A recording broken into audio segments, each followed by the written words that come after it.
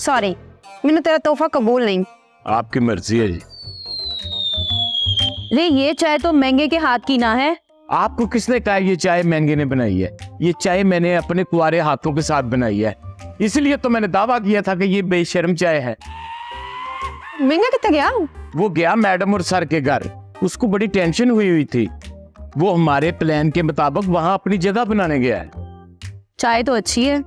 रे शेर दिल, तय तो मुफ्त का पुलिस में भर्ती हो गया, तय को तो ढाबा खोल लेना चाहिए। लोगों को अच्छी चाय तो कम से कम पीने को मिलेगी। वैसे तो और कोई उम्मीद ना है। हम तो अपना दिल हथेली पे लेके फिर रहे।